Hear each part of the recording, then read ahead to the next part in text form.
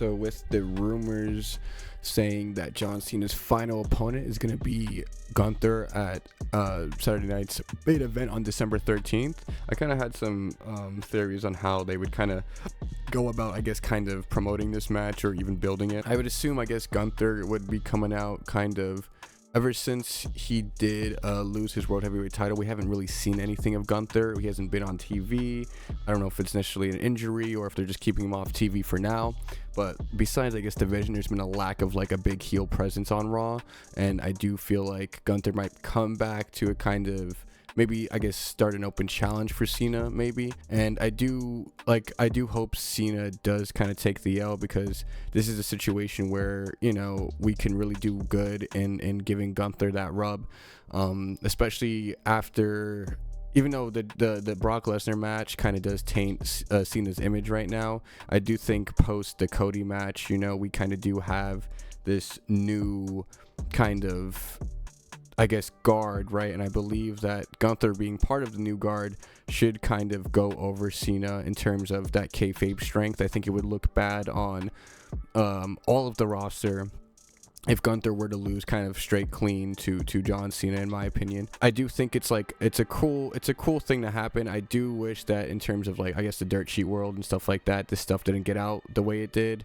I do think also with a lot of how the dirt sheets have been kind of spoiling a lot of Cena's opponents and stuff, I feel like the booking has reflected that, in that they don't feel like it's worth kind of building and teasing towards things, just because if it's going to be spoiled anyway by the internet, and then the internet's going to complain and not like how they did it, why even try? Which is such a dumb mentality to me. It's like, y'all are the creatives, just do it. And if people don't like it, just like with the Cena heel turn, if people don't like it, we can pivot, because pivots still work, because once again, this is wrestling. It's not like we can pause, you know, and say, hey, let's reshoot that, let's recut that. We're not Lucha Underground, right? This is like a live, you know, episodic continuing thing, so we should kind of treat it in that way, right? Like, we should respect that maybe people who are just watching the show, right? Just like how AJ Styles and Cena is announced, there are people who are watching the show who have no clue that's going to happen until they see a random graphic saying that it is.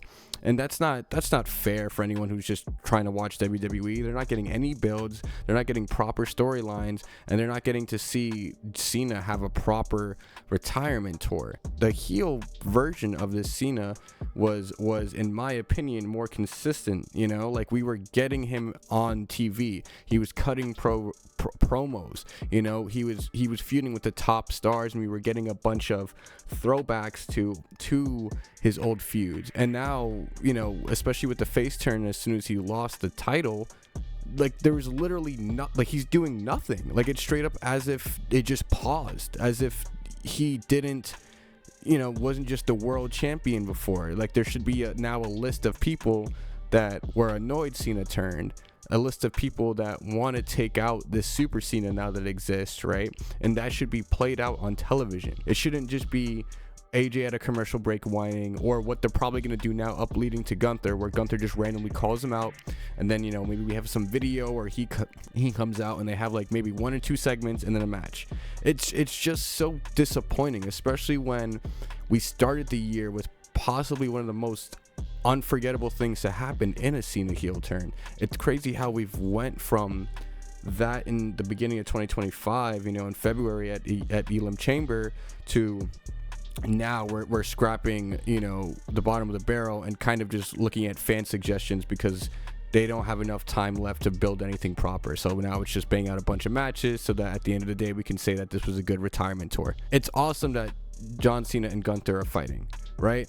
But in the context for why it's happening and when is absolutely trash. To cut WWE some slack, I do think obviously the media cycle and where they are, it kind of makes it unfavorable for them, so that no matter what they'll do, there's always going to be dissenters.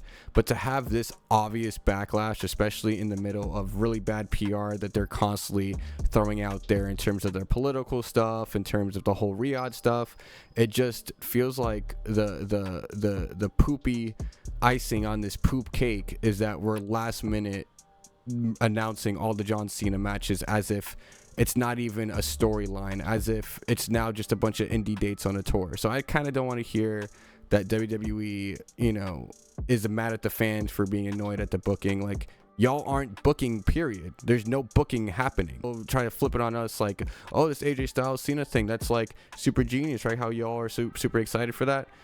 Yeah, but it's not of your doing. That's us forcing our way into what we want. Just kind of like what happened with Daniel Bryan. You know what I mean? And at that point too, like, let's really look at where they were in 2014, bro. They were not doing as well as they are doing now, and in reality, their best times have been when they lean into the fans, when they lean into what the fans want, not, being stagnant and trying to thumb their nose at a fan base when the whole industry is a clown industry. We're clowning, and you're thumbing up your nose at us for the way you're clowning. Like, get over that. Triple H needs to get over that. Get over yourself. All right, you're booking wrestling, so let's just book some wrestling.